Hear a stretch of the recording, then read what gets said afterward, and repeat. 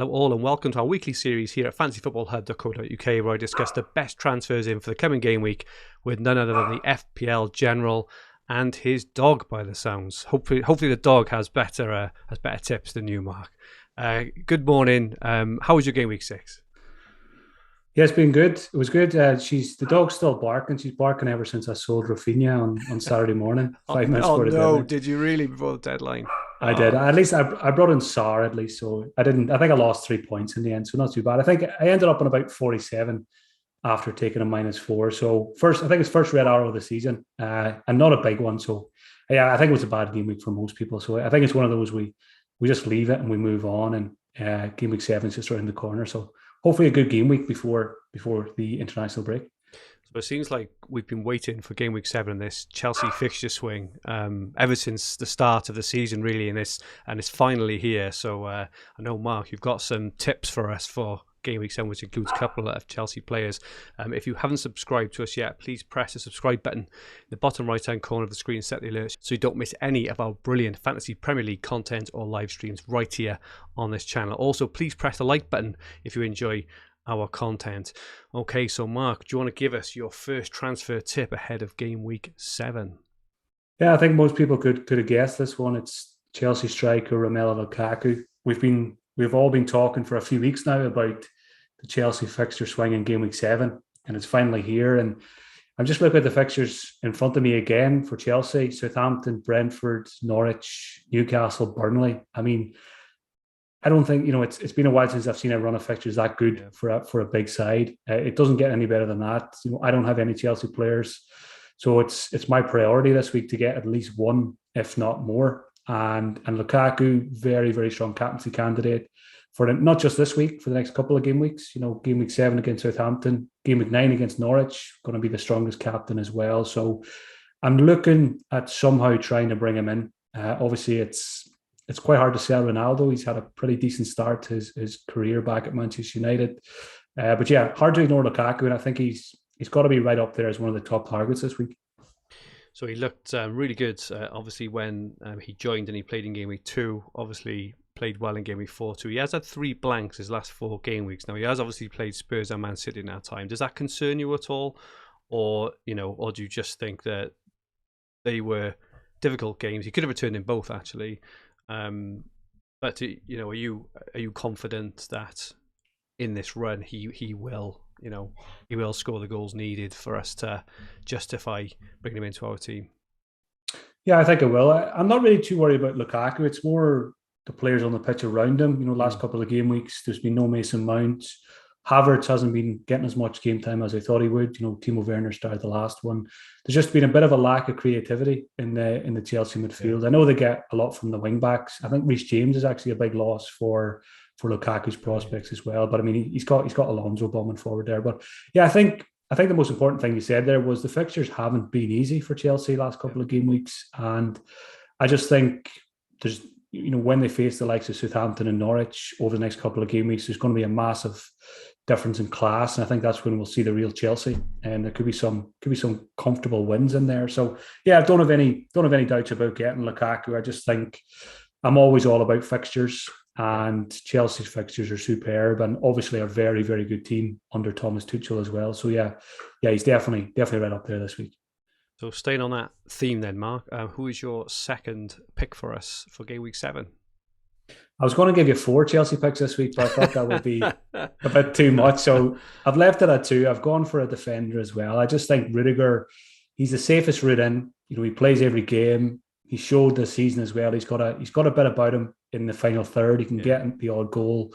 He's had the odd chance created as well. He tends to have a bit of license, even in open play. Chelsea centre-backs seem to find themselves quite high up the pitch sometimes. And I think that'll be even more so against these lesser sides over the next 4 or 5 game weeks. So I just think when you're going for a Chelsea defender, I think the first one should be the safest one. And then maybe your second pick can be a more risky, maybe like an Alonso or a Christensen or something like that. So I think Rudiger's just a no-brainer first Chelsea defensive pick. He's rising in price quicker than I want as well. I think he's already at 5.7 now. So I think we should get on him, because he'll be 6 million in no time if Chelsea continue to play the way they have been. And there should be lots of clean sheets over that, over those five game weeks. You'd expect 3 or 4 clean sheets. Wouldn't surprise me to see them get clean sheets in all 5. Unlikely, but they're definitely a team capable of doing so. So yeah, I think like Lukaku, Rüdiger, looking at the fixtures, looking at what he's done so far this season, he's just an easy pick this week. I'll be cheating a little bit here, but do you think Alonso is going to keep his place, and do you think he's going to play the majority of these next 5 games? I'm going to say yes. I think we should just go on the evidence we have from this season. Clearly been first choice now for 6 game weeks. He's playing all the big games as well as against the lesser sides. We don't really know what's happening with Chilwell. There has to be something up that he's not getting almost no game time. So I do expect Chilwell to get a game or 2 over the next 5 games. But I think Alonso's first choice should play the majority. And I think with Alonso, if he doesn't start a game, there's a good chance he'll get 0 minutes. So as long as you've got a good first sub, I think it's worth it. So yeah, he's probably up. I think Alonso's up there now as my number 2 when it comes to Chelsea defender. So if I was wildcarding this week, which I'm not sure yet if I'm going to or not, I think it would be Rüdiger and Alonso. Superb, thank you, mate. And who is your final transfer pick for this week? I'm looking through my hands at this one. I sold Raphinha at the weekend because I really didn't want to field 10 players. My bench was really weak and Raphinha was 50-50. So I got rid of him and brought in Sarr. And I knew selling him, I could always get him back, particularly when I was going to wildcard soon. And again, if I end up hitting the wildcard button later this week, and if we get good news on Raphinha in terms of fitness from Bielsa, which we usually get a decent insight from Bielsa's press conferences, the fixtures are still really good for Leeds. Watford, Southampton, Wolves, Norwich. I know Leeds haven't been the Leeds of last season, but Raphinha to me is still the Raphinha of last season, and we said it all during pre-season. Could be the most underpriced player in the game. He's getting his goals. He could have had even more in game week 6 as well. He hit the post. He's just a fantastic player, and I can see him playing for a very big side in the near future in the next season or 2. So yeah, I may end up going straight back to Raphinha either this week or next week. He seems to have stepped up a bit this season, haven't he? In terms of taking responsibility and an ownership for actually getting in those central sort of positions and taking lots of shots and scoring goals. He was very, very wide last year. He seems to be much more of a potent goal threat this year than last. Yeah, I think Bamford being out is good for him. Yeah. I think we've seen that in game week 6. He kind of had to shoulder a bit more responsibility getting into those central areas. He's the chief goal scorer when Bamford's not there. I mean, he's the chief goal scorer anyway at the moment, given Bamford has had a pretty disappointing start to the season. So if Bamford ends up being out a little bit longer, I think it's probably good news for Raphinha. I think we could see his shot numbers and stuff like that increase even more. Cool. And who is your differential transfer, Mark, for game week 7? Yeah, Crystal Palace been one of the most impressive teams so far this season. Everyone's looking to Conor Gallagher because he's very cheap, but that is, we're overlooking WILFRIED ZAHA because of that. And I think it was very interesting that ZAHA took the penalty at the weekend when Milivojevic was on the pitch. Milivojevic has one of the best penalty records in the Premier League. So I thought he would step up. So ZAHA, clearly number 1 penalty taker now. We know he's capable of goals and assists from open play as well. But more so it's a Crystal Palace pick rather than a ZAHA pick because they've just been so impressive. And I think they're going to kick on and have a pretty good season. To me, they're a top 10 team at the moment, the way they've started the season. And that can only be good news for ZAHA. He's got, they bought lots of very good players during the summer. So, I think Edouard is a big upgrade on Benteke. Gallagher's been amazing in midfield and obviously a lot more secure at the back as well.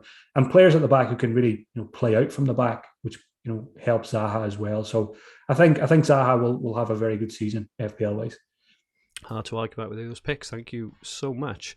Don't forget, you can catch Mark's finalised team reveal for Game Week 7 this week and every week in the team reveal link below at fantasyfootballhub.co.uk. So if you like what you watched, please press the like button and remember to subscribe to the channel at the bottom right-hand corner of the screen. And our handles on Twitter, Instagram and TikTok are at FFH_HQ. Our website is fantasyfootballhub.co.uk where you'll find everything you need for fantasy football and fantasy Premier League all under one roof.